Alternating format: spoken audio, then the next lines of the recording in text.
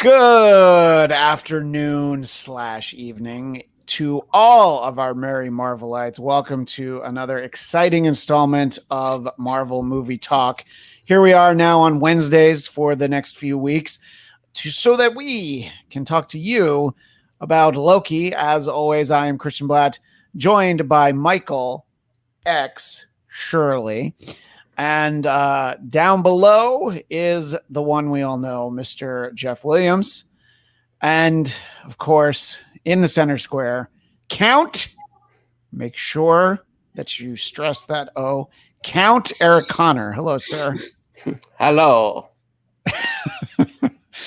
So I want to start off by just saying right away, we're going to talk about Loki episode 1. If you haven't seen it, we're going to talk about it as though we're assuming you have. So that's on you if you keep watching.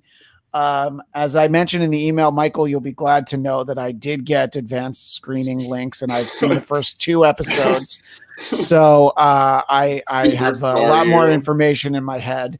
And I just rewatched the first one so that I remember not to give anything away. And I almost did, actually. There was something I wanted to talk about. I'm like, oh, that didn't happen in this one. So anyway, I know how much you appreciate the fact your that press screenings. I know your wife has a really great job. You get really cool. Hey, I get these all from me, and that's about it. But so I do want to start big picture on Loki and Jeff. Overall thoughts. Your excitement in terms of compared to other series heading into this one, and then also what you thought of the first episode. Yeah, heading into this, I was out of the first 3. This was probably the least excited I was, but that doesn't really say much because I'm a big Marvel fan. I was excited for all of them, but this one I had less information about. I kind of figured this one was just going to be fun. It was going to be a way for us to move from point A to point B in the sense that we have a lot of things going on that just ended with the multiverse and with Thanos and everything. How are we going to see the multiverses of madness and all this other kind of stuff that we didn't really see through WandaVision that was kind of teased that we kind of thought as fans. So I was excited to see that. And then seeing the first episode touching on the multiverse of madness that he kind of said, or the wars of the multiverse is kind of teasing that. It was really exciting. And I love how they're using such a fan favorite villain to launch us into Phase 5. Fan favorite for most fans. Yeah. Yeah, most about fans. 75% in the square. And Exactly. Ghost 8386 chimes in that this was a glorious episode, part of the glorious timeline, which we'll talk about in a moment.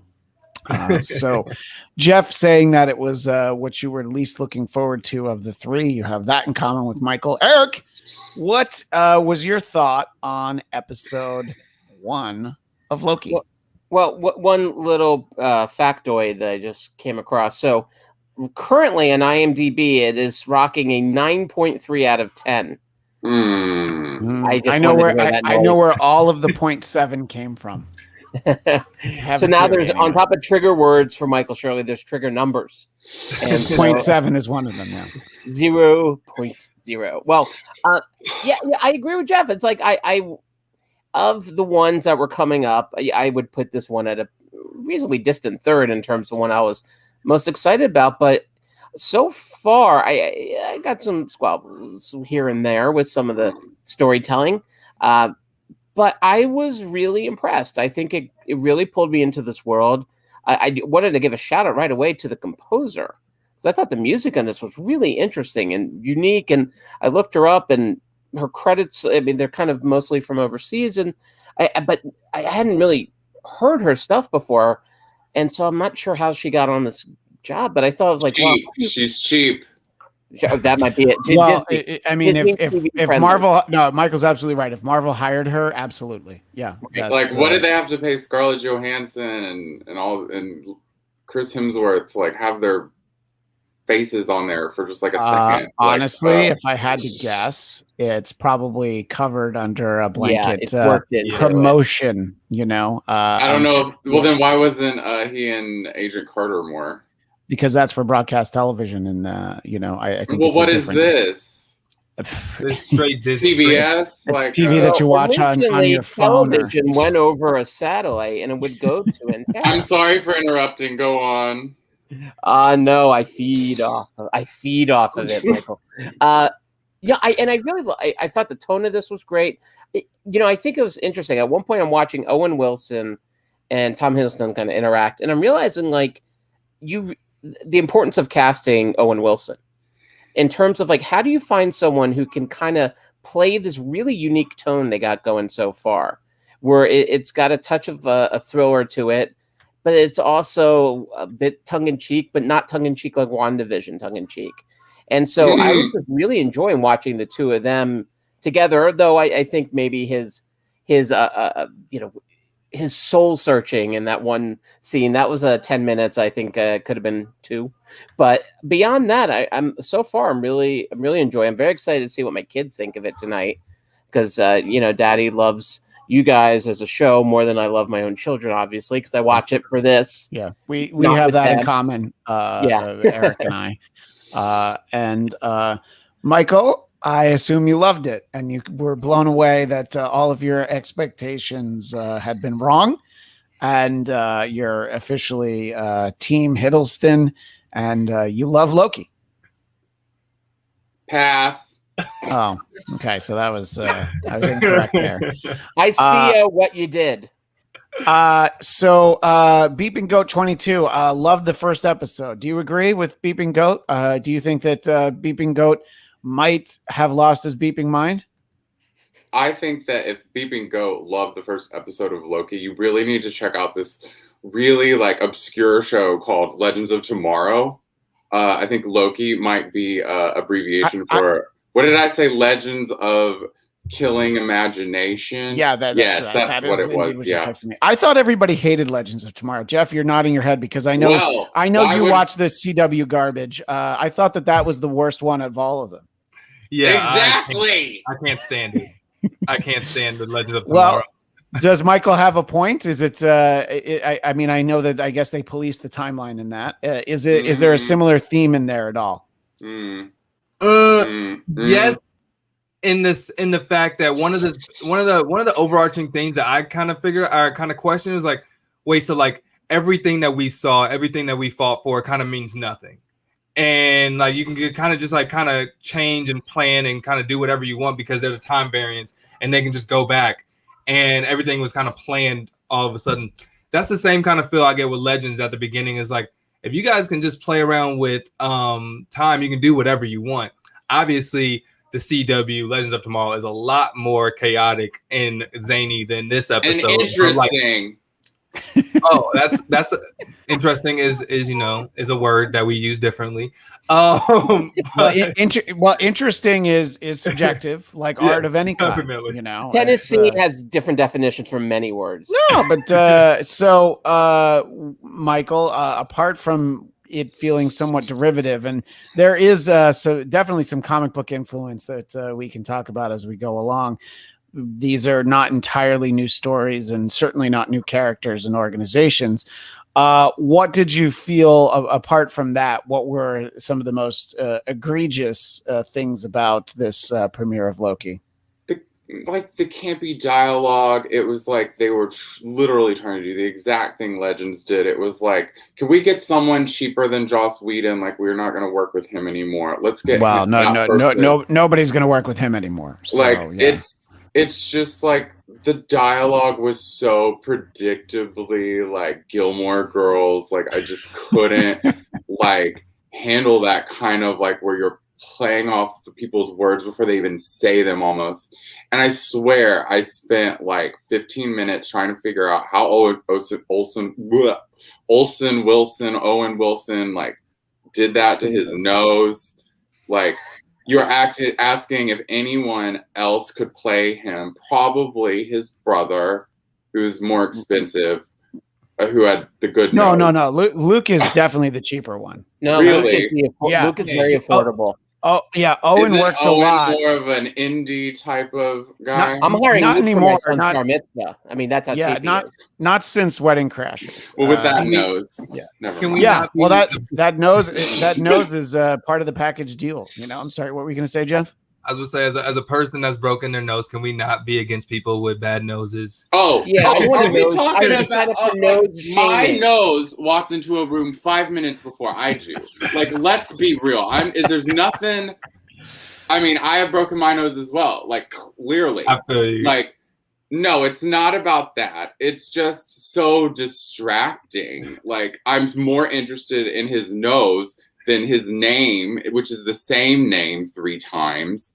Like, it's just, I don't know. I hate it. I hate it. I'm about to throw a Tesseract and leave this joint. So just what did they call it? Paperweight and stuff. That I was like, oh, the really? Infinity Stones. You want to just downgrade that entire like 6 hours and like 3 years of our like chats and wondering with a paperweight? Like, But now I know where my Infinity Stones went. Remember, I lost mine. Now I know where they are. Before we dive into the specifics, some more specifics, Beeping Goat does raise this question. Michael, do you actually like WandaVision? I loved WandaVision. You did like WandaVision, yeah. And I was Yoko Ono. no Yoko Ono. I love Yoko Ono. She's clearly an influence.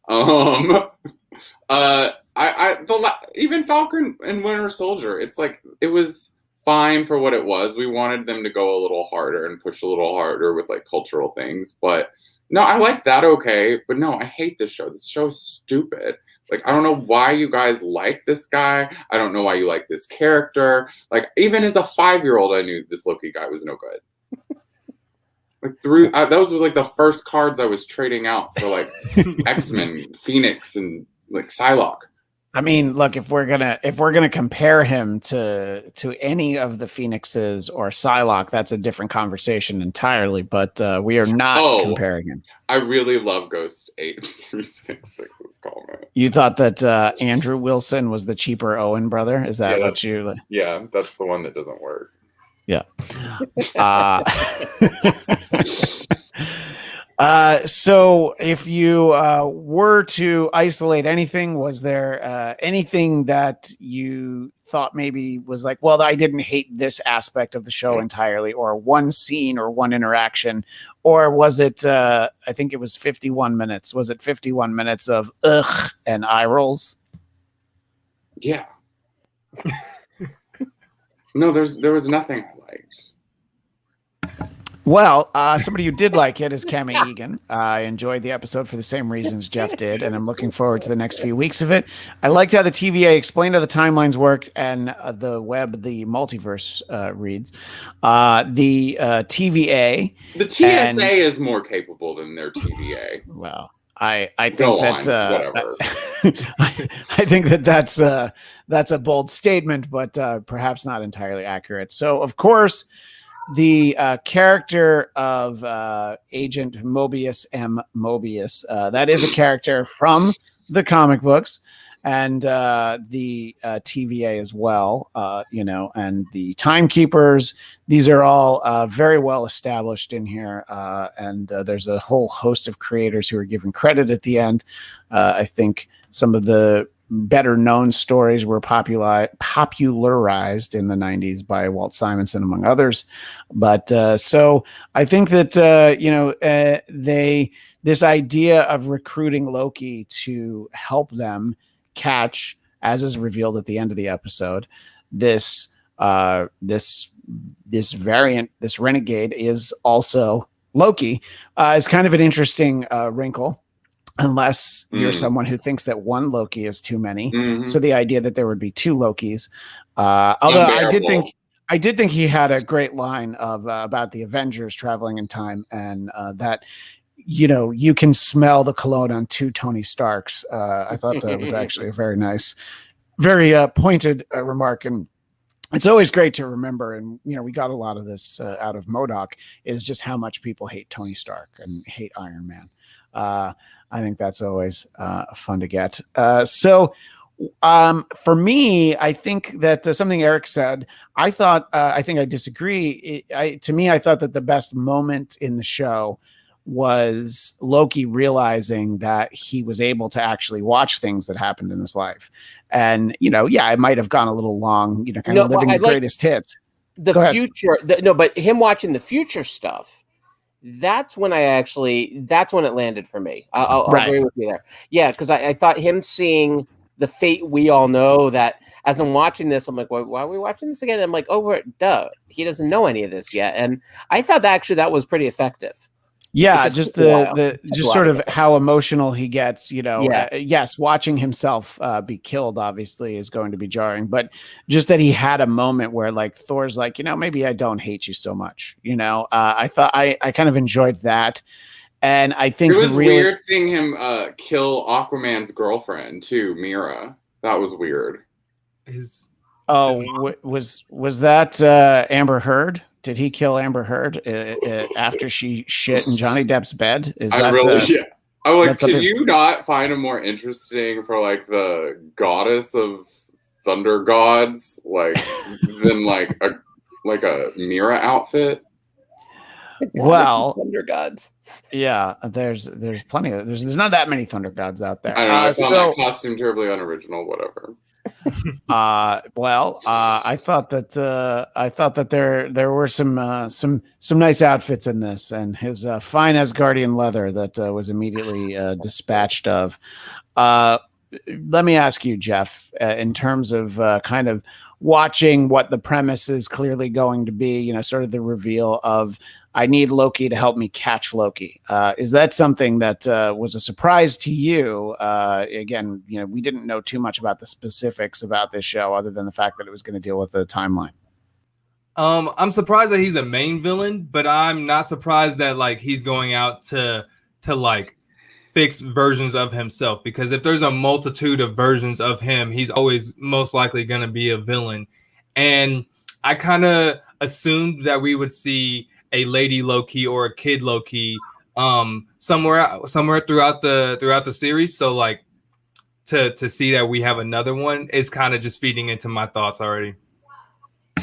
What do you think of the idea, Erik, that he has to help and catch a Loki that, look, we don't know. Is it from another dimension? Is it from another timeline? Is it from just an earlier point in his life? We don't quite know how old he is. So is it like Loki from like 800 years ago? That had a variant moment and branched off or something.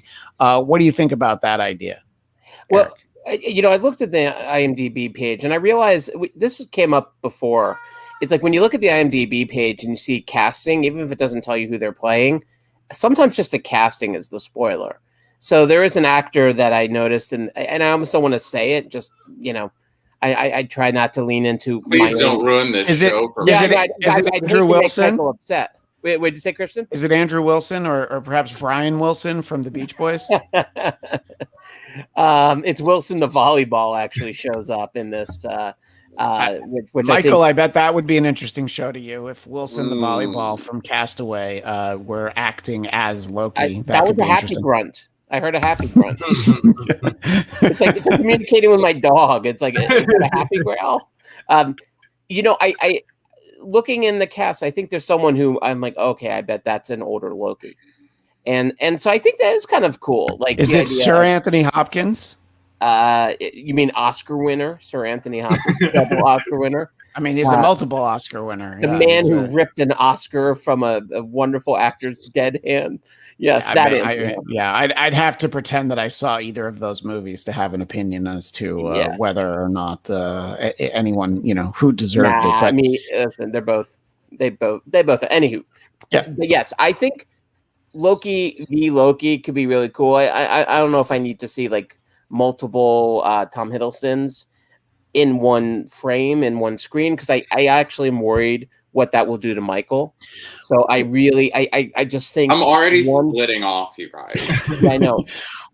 Well, Michael, you don't want to see him pour a drink for himself and then toast himself. And, right. I'll Back to the Future Part 2. Yeah, talk at the same time.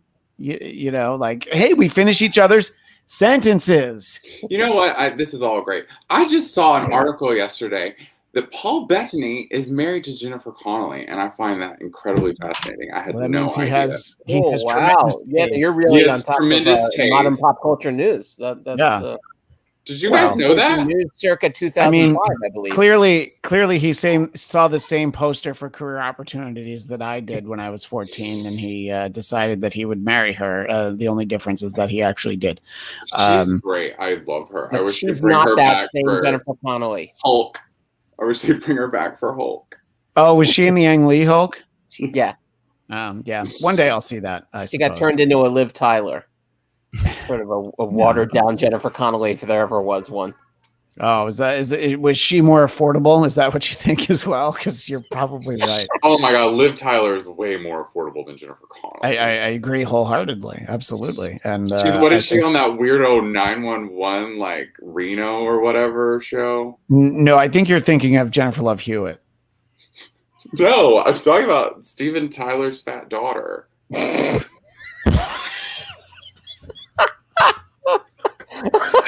swear to God, I've not been drinking today. I swear to God, I'm just really mad. You're just really mad. I woke up in a bad mood today. I never imagined we'd we would nose shame Owen Wilson and fat shame Liv Tyler, who's I'm like the size of this banana. I'm like a hard butt. I'm just calling it like I see it. Oh my goodness. Well, sorry. Back to Loki. Not at all. No. Why would we do that? And Ghost says what I think a lot of us are thinking. Wow, Michael. I'm leaning into like my inner anger. I feel like that people enjoy that the most about me as a host, how bitter I am, and I'm just letting it all hang out for you guys. Well, look, we appreciate the honesty. That's for sure. I think that some of the mechanisms of the TVA were kind of interesting. You know, some of the tech that they used in terms of, you know, you push the button and somebody loops back a few seconds, but then they were also doing something a little bit weird with the show. It felt like there were kind of like weird cuts and things at times, you know, some of the transitions. I think that they took some liberties and had some fun at our expense too, and making time flow a little differently for us. You know, sometimes things didn't happen cleanly.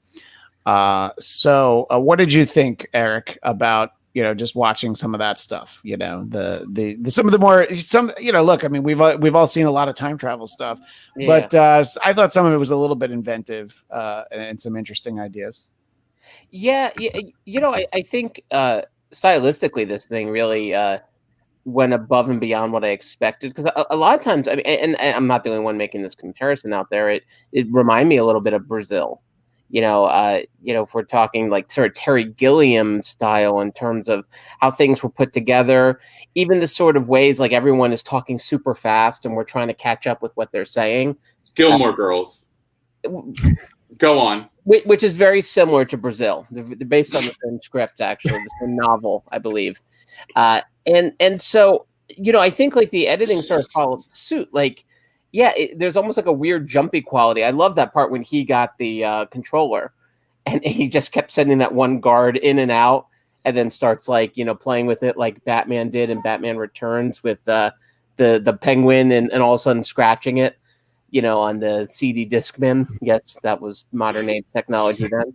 So I think like they're having a lot of fun with how they're approaching this one in a similar way to like what they did with WandaVision. You know, you're sort of letting your creatives be creative. You're saying, okay, editors, like you don't have to go at this thing in a traditional linear way. That's cool. Like if you want to do jump cuts, repeats, have at it, you know, and I think that's only going to help this show. Yeah, no, I think that, you know, it's giving you sort of the overall feeling of, you know, just sort of the very tentative nature of everything that's happening, and, you know, things sort of being undone. I mean, that we saw Thanos do that with the Infinity Gauntlet a few times, you know, just sort of like, yeah, that's nice, but that's not the way it's going to happen. What did you think about some of the tech and some of the time travel aesthetics, Jeff? Yeah, just bouncing off of what Erik said. From the music, from the Loki like title screen, I like recorded that because it was like kind of sci-fi-ish, kind of thriller-ish, but it just kind of put you in the right mood for the TV show. And then just watching it and everything, I really enjoyed all the tech, all the quirkiness. It kind of made me feel like, just again on Eric's point, I felt like we were watching it from someone that was in Wanda's hex. So like if we were someone that like had to go in, like what is going on, where are we, like kind of in that aspect, how there was like a TV showing what everything's going on, it kind of gave me like is he really in the world that we're used to, or is he in some type of dimension? Is he in some type of hex or something? Because it just felt weird. I want to go back and rewatch and see if like the aspect ratio changed or something, just to get a better feel of it. But like you guys kind of mentioned, it felt different, but it was cool to me.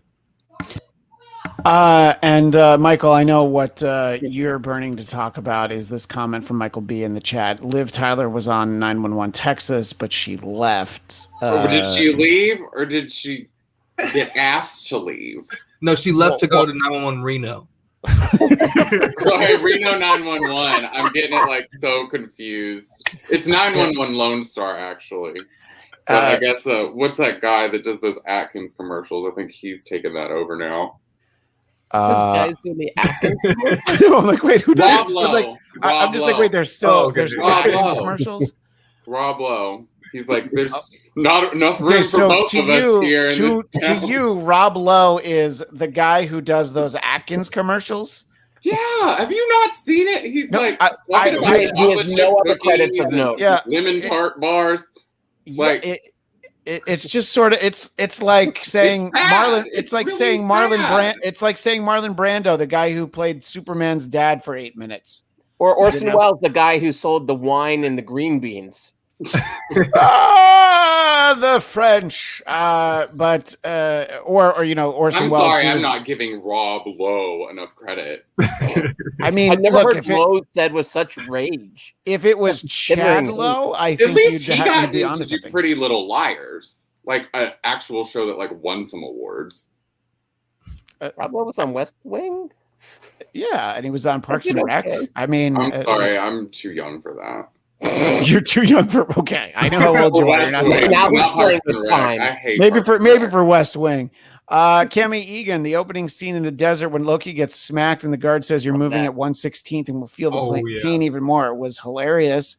I did think that was a nice image of sort of the that sort of look on the face that. Christian, can you do that again? Yeah. No, I don't want to become a meme. Yeah. I didn't record it this time. I know exactly. You'll have to actually go back and look at it. Yeah, that's funny because Michael B was in the chat, but then he was just confused because he said that wait, I thought that the show premiered on Friday. I'm like, no, they moved it back to Wednesday.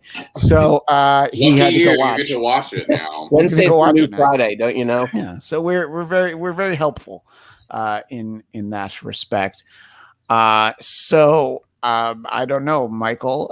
Erik said he liked the music. Did you hate that too? It was fine. I mean, it doesn't matter. And I'll say the credit scene was interesting, as Jeff likes to say. If anything gave me a chuckle, it was him messing with that remote and that lady. I was probably like, So that's actually what your review is. If they could put that in the commercial. My review is pass. So I know that Michael, you're not too excited about watching more of this show. Do you feel like you will not watch any more of it, even though it's a Marvel show and I will watch it. I'll watch it. The only show I have not finished is Cloak and Dagger and Runaways, but who can blame me? I haven't even finished Runaways, and I actually liked the first 2 seasons. I watched one of the third season, but by the time it premiered, they're like, yeah, we're not making any more. So it was hard to be invested in that. And I was told I watched Agent Carter, but I don't really remember. Well, whoever told you must really be accurate.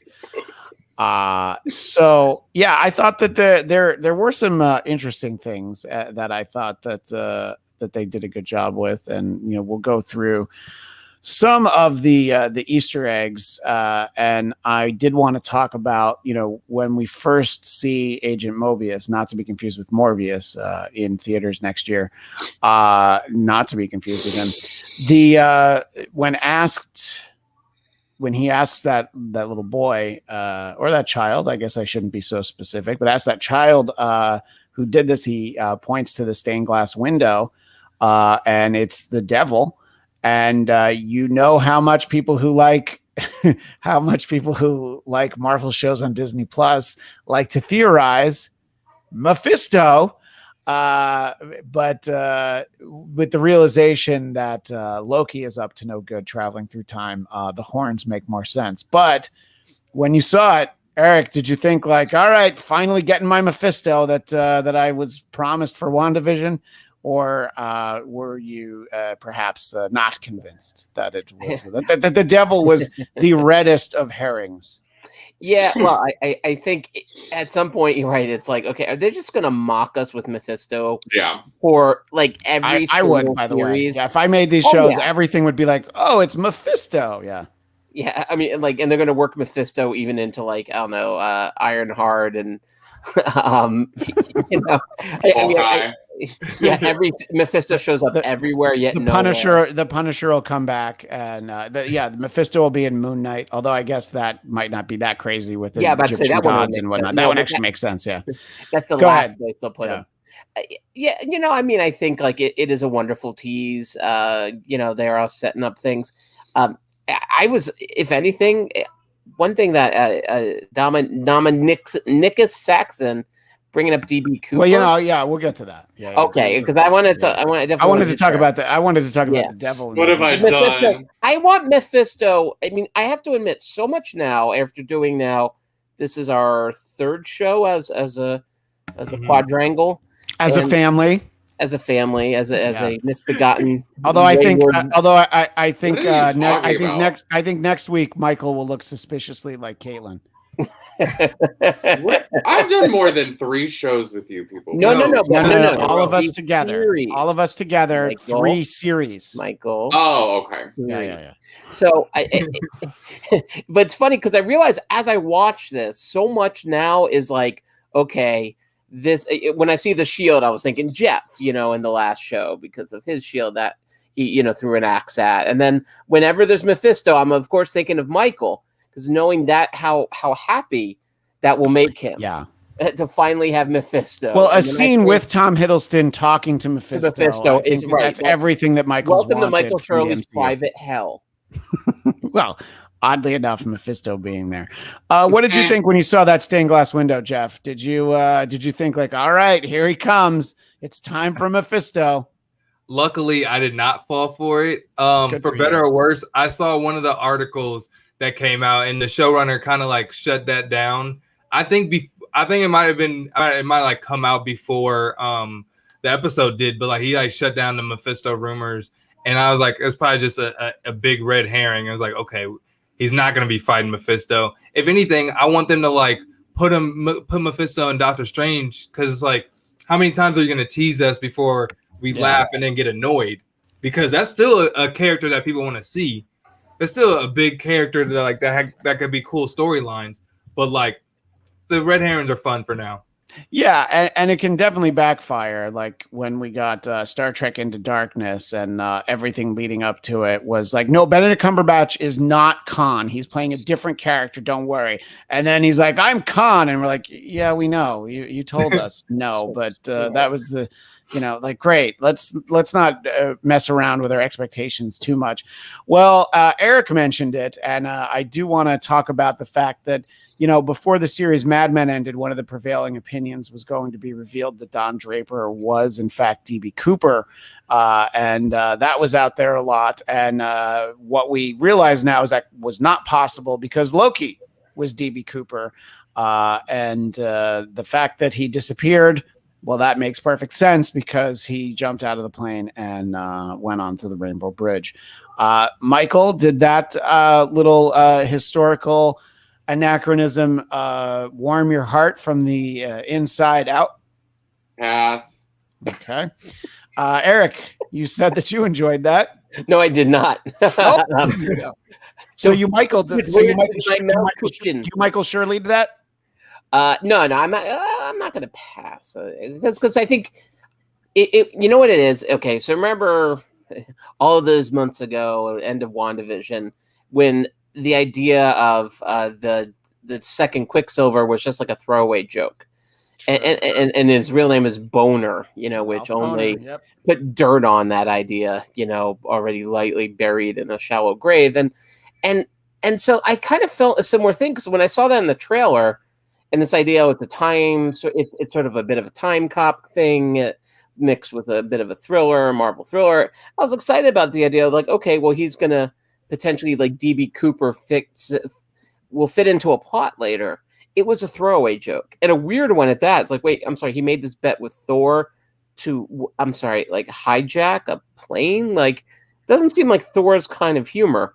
One, but two, but to be fair, that's 70s Thor, and we don't know what kind of hallucinogens he was on. I mean, who was he hanging out with? Was he, hanging out with the Maharishi Mahesh Yogi, just like John Lennon? We don't know. He was eating the brown acid at Woodstock. Oh, yeah. When he was told not to eat, he ate all. Yeah, late 60s Thor was really the wavy gravy of Asgard. Well, as a mother invention, though, I do think there is a better. It did feel like the trailer was, you're saying red herring before, Jeff, like, it's a bit of a tease, and I was like, oh, that's kind of cool. And then I'm like, that's what they used it on, to the point I'm like, did they do a rewrite? Like, did they really do all that just for that? Will we circle back to that? Maybe. I hope so, because it seems like an awful waste. But that's just me and the bit of Michael Shirley that's in me currently. Look, we know that across this world, there's a little bit of Michael Shirley in all of us, and it's just whether or not we embrace it. That's really our decision. If you get the right antibiotics.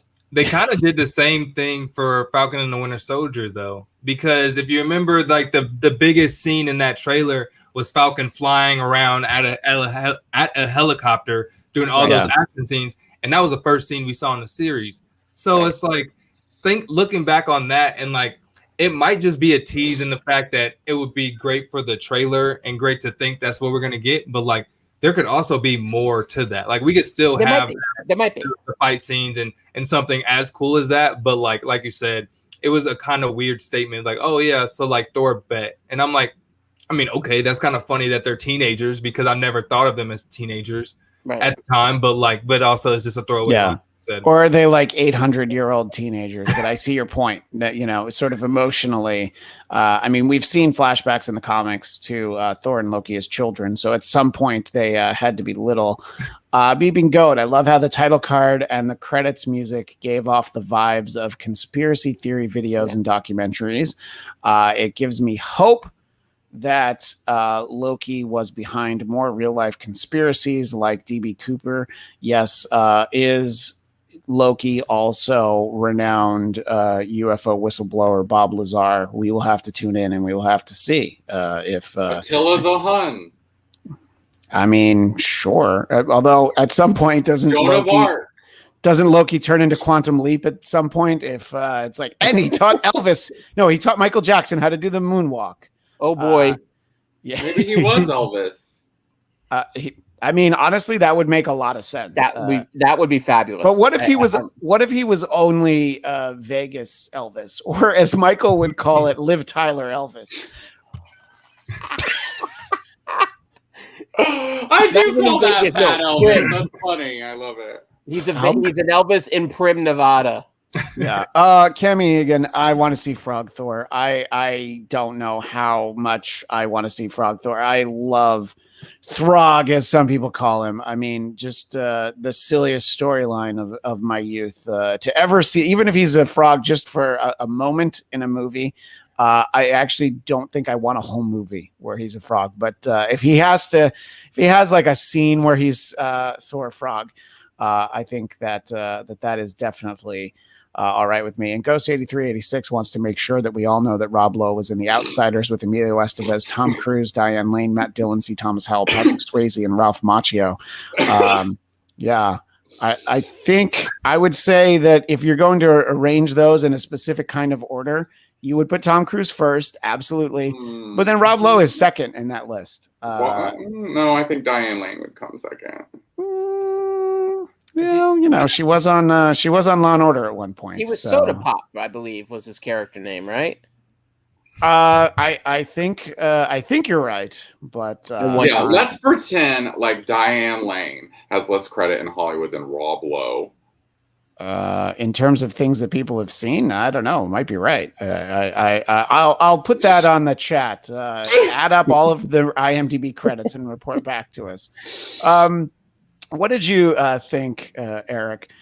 This idea of Loki finally confessing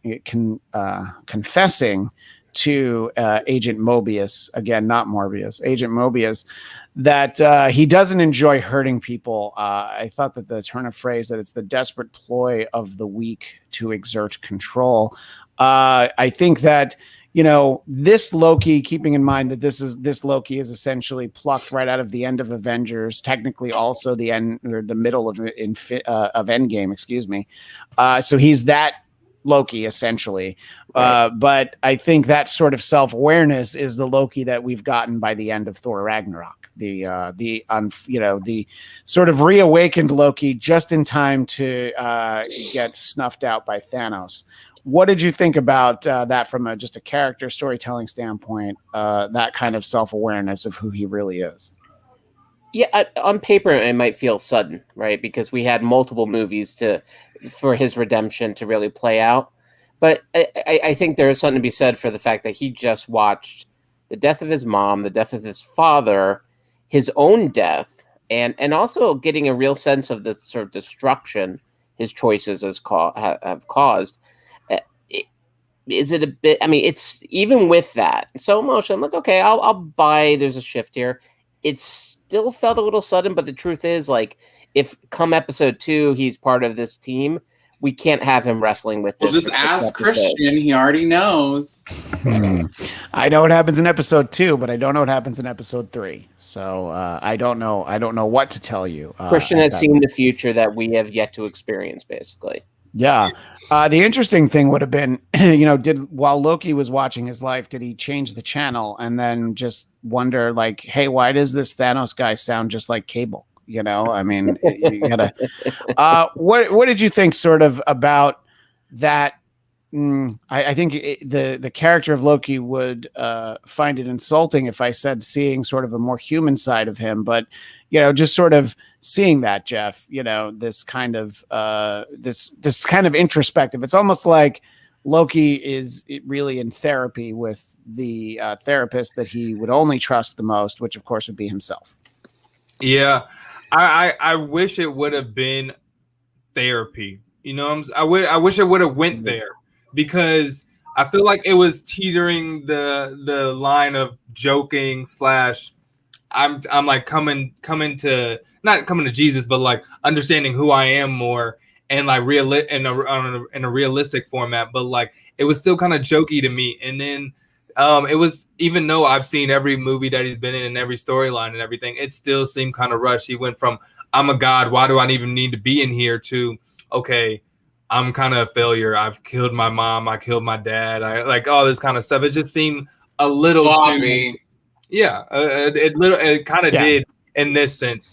And I mean, you had to juggle a lot because they wanted to have the lightheartedness, but like they probably could have did that storyline of him like coming to this realization throughout the series.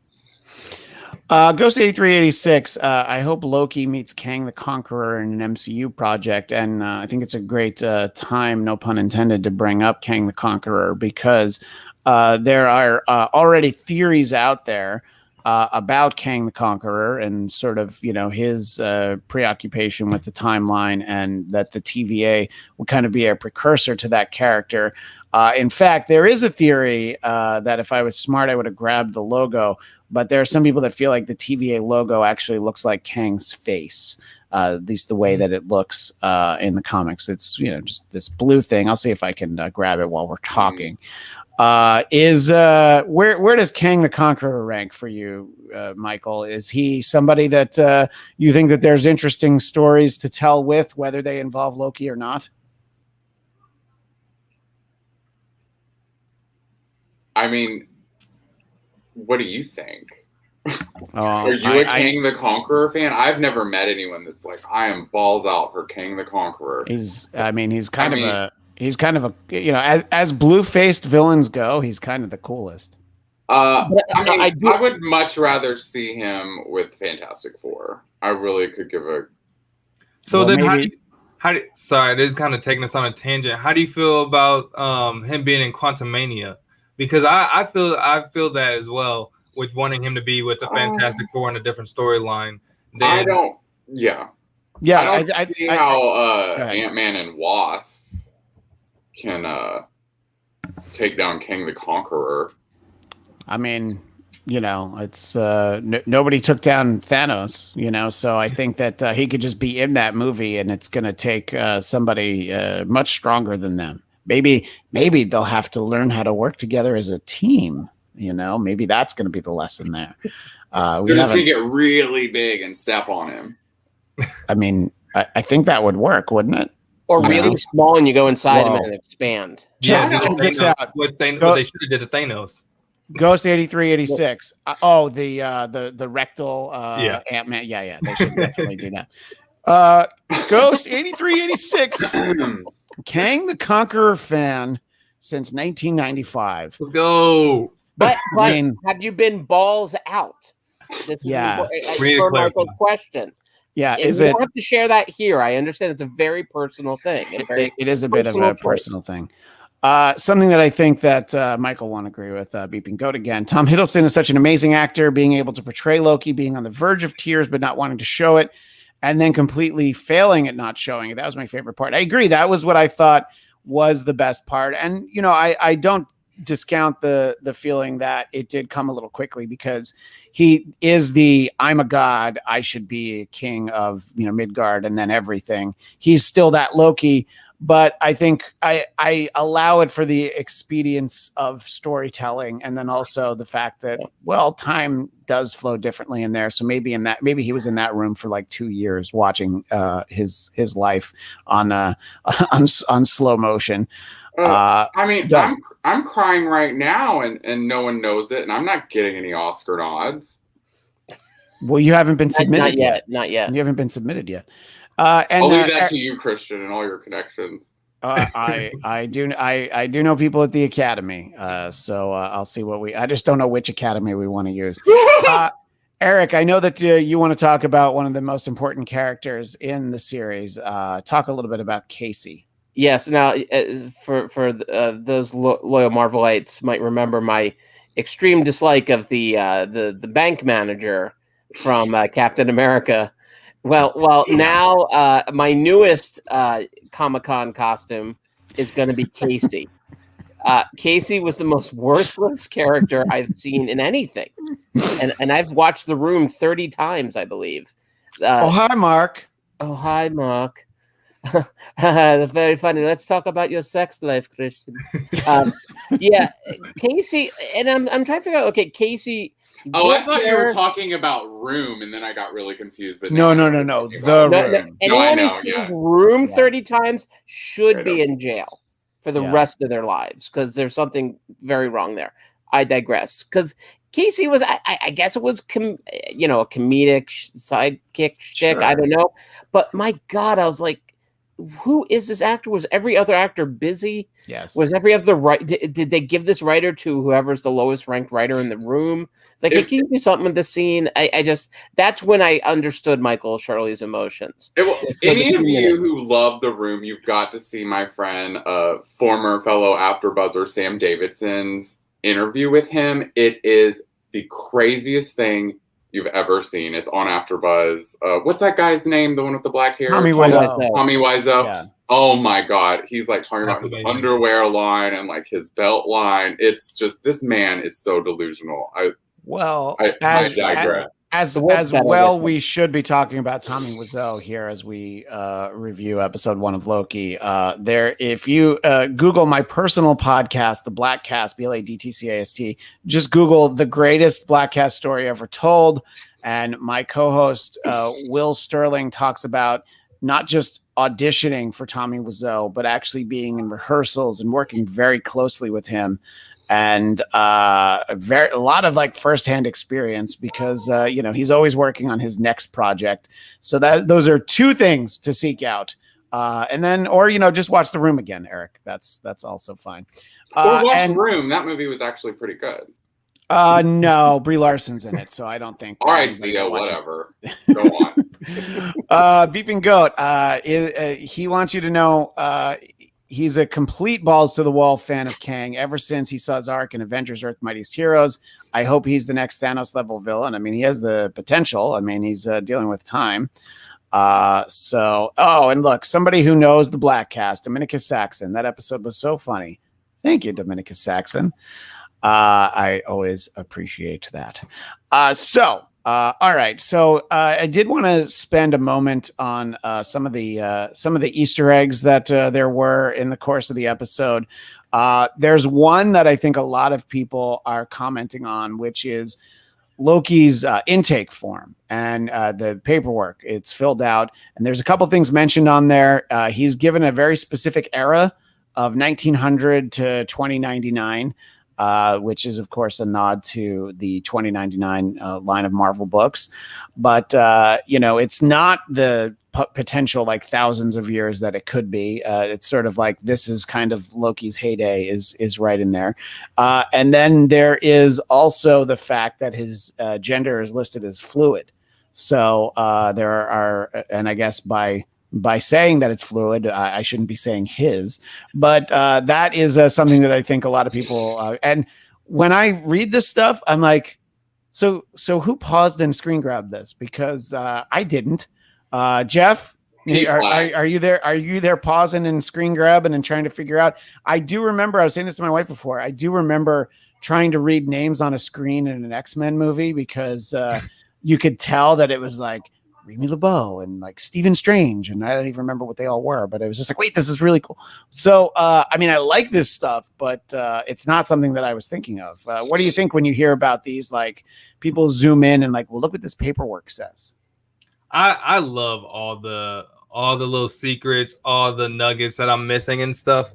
And just the one that you mentioned, I mean, I was just excited about it. I to be honest, I haven't, like, for the WandaVision episodes, I was reading the articles, seeing all of that stuff like as soon as the episode came out. So like I would know stuff for this, but like I don't know too many of the other Easter eggs other than the one that you already mentioned. Yeah. And yeah. So like because like for me, as like some of you guys know, I'm not like a huge comic book background. So like mine came from like the TV and movies and then learning the comic books. So like I learn a lot from you guys. So like especially on the Easter egg side, that's where I fan out at. So. Yeah, no, Jeff, we get it. When you were a kid, you actually went outside. It's fine. Look, good for you. Look, I'm sure. He had to break his nose somehow.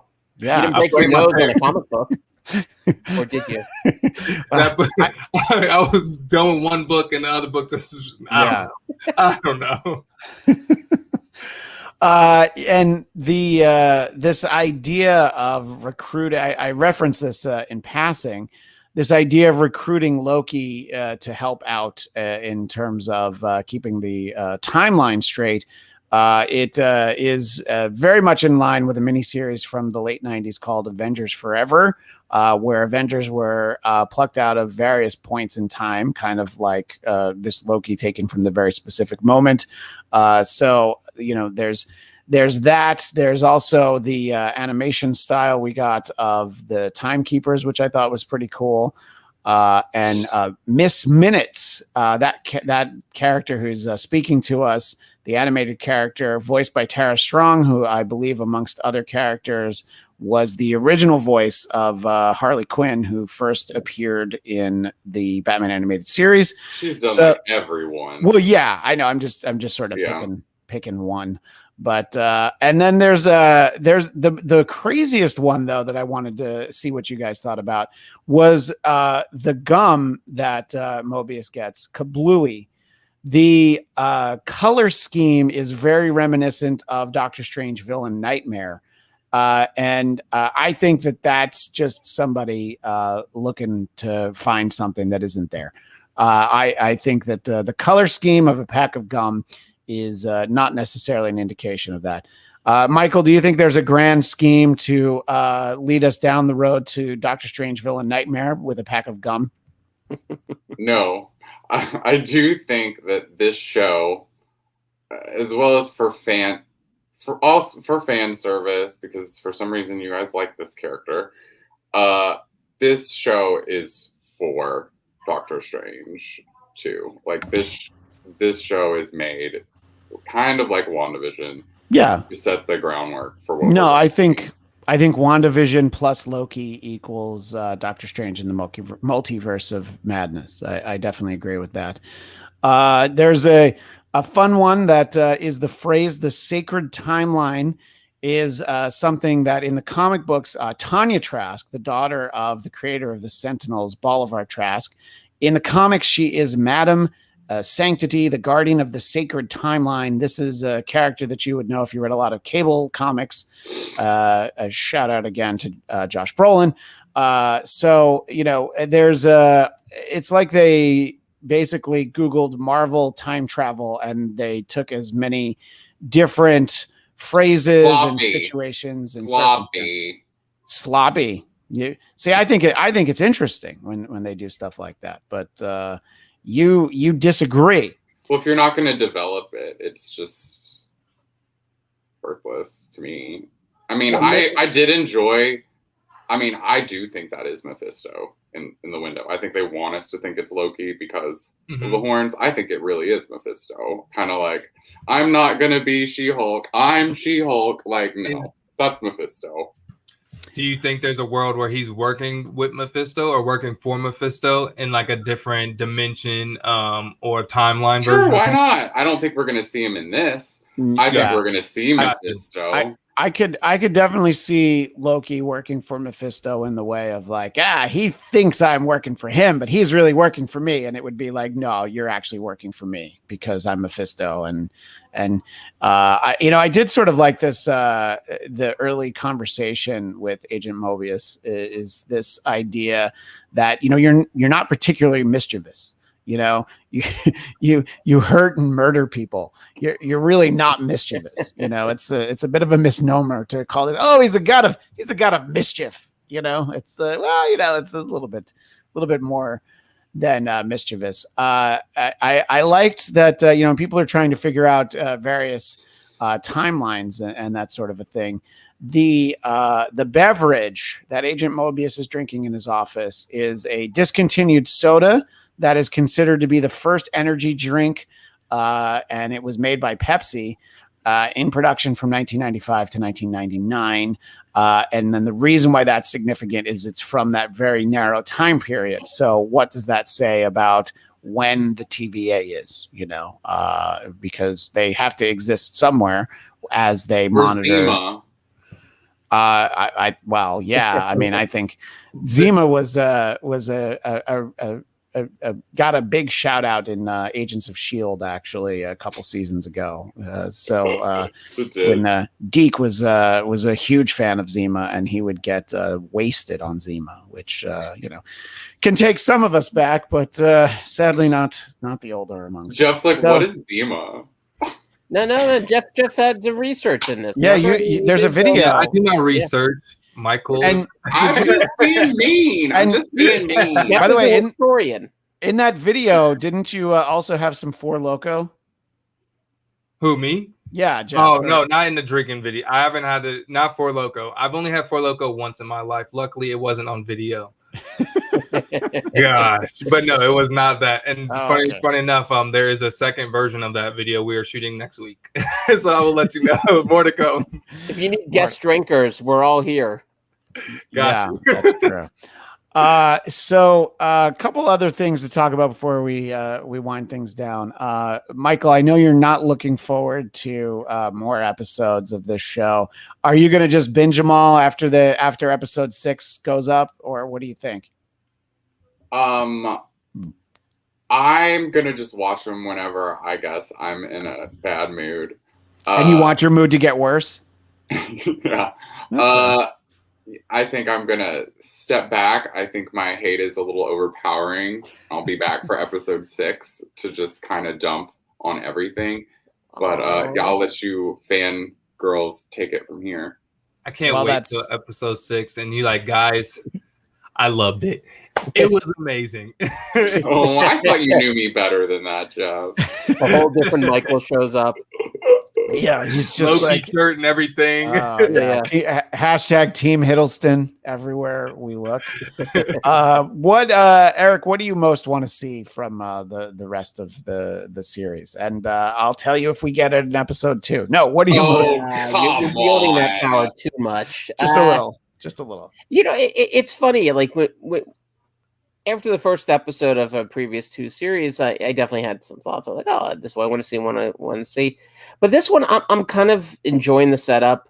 The transformation of Loki, considering he just killed like a lot of people in New York not that long ago, it's a bit sudden. But I'm digging this idea. He is an unlikely ally. He's now all of a sudden having a chance to rediscover his soul. So dramatically, I'm liking how we're in the fun part. I mean, it's like why the second movies tend to be better in most superhero films, because the second one is now everything's built. It's very true. One of the rare genres. Yeah. The second movie usually is better because the groundwork's already been laid. So I'm the groundwork's there. So now I'm just kind of excited to see what Time Cop would be if it didn't have Jean-Claude Van Damme and instead had Tom Hiddleston of originally. If we could get a Time Cop series and somehow weave that into the MCU. We'll just see if Tom Hiddleston could do that split with his legs. I'm sure he can. Jeff, what do you most want to see from these next few weeks of Loki?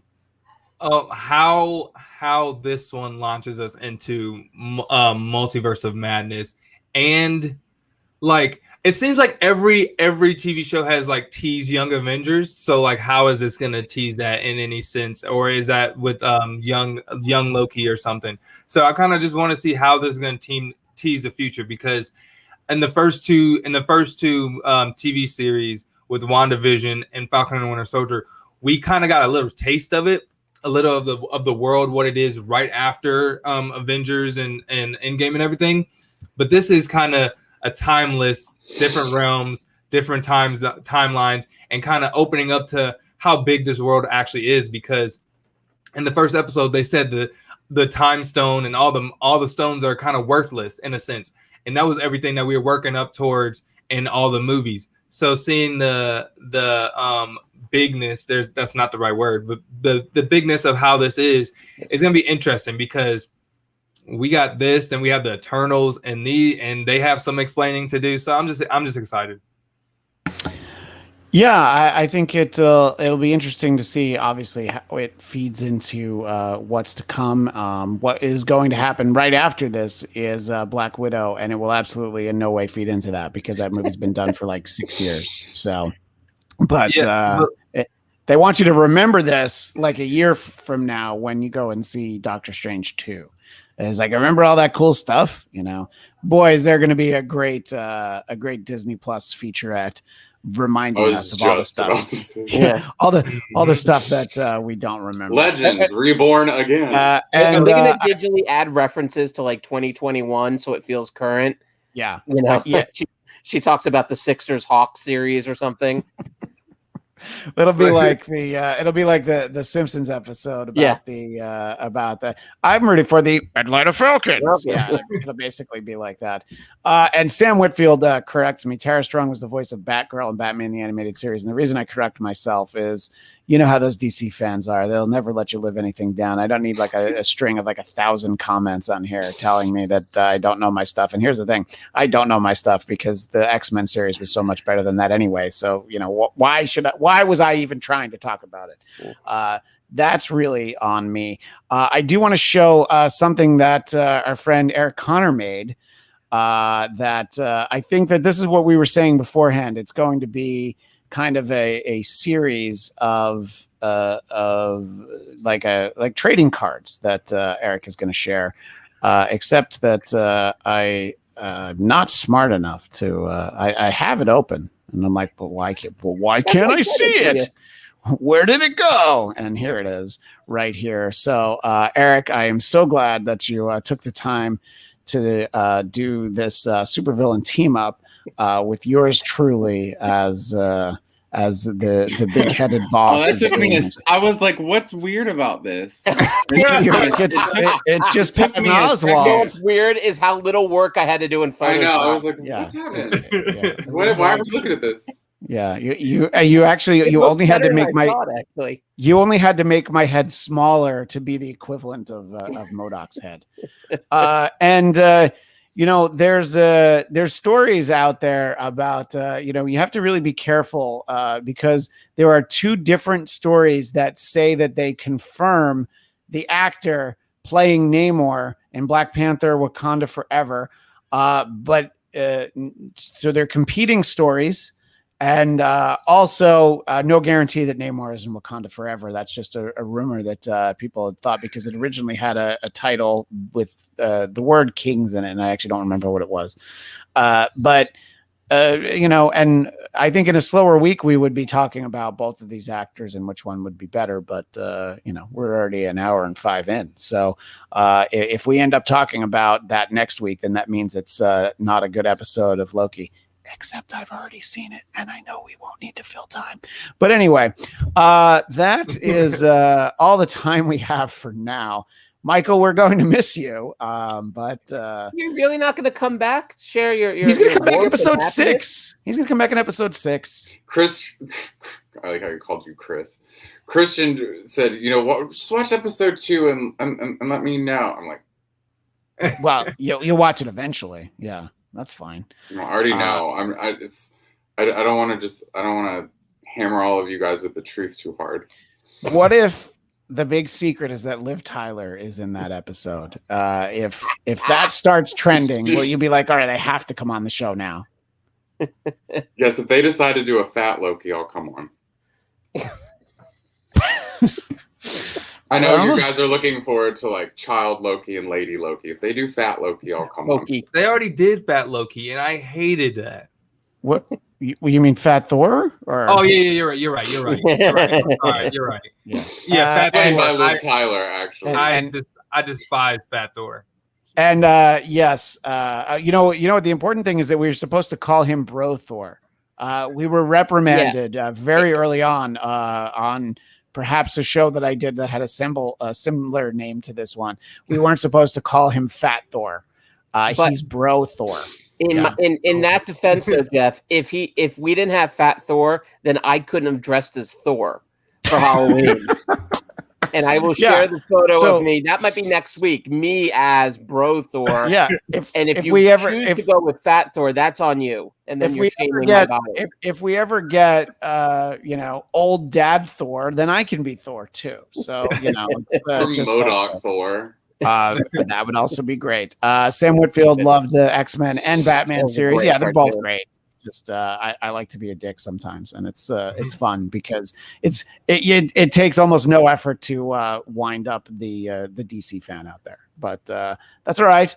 There's plenty of room for everything, and there's plenty of other shows to talk about their shows. So that's why we talk about this. So Michael, we'll miss you. People can find you at I Hate Michael Shirley on Insta, and of course on Twitter. And Michael X Shirley until they give me enough characters. Yeah. Well, Michael, you're going to need to spend your time getting ready for the Hellfire Gala anyway. And we know that that's coming up. So, you don't have time to waste with us. You have to pick out the right outfit and just so many different things.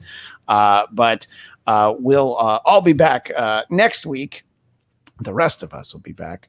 Jeff, if people want to keep in touch with you until then, where can they find you?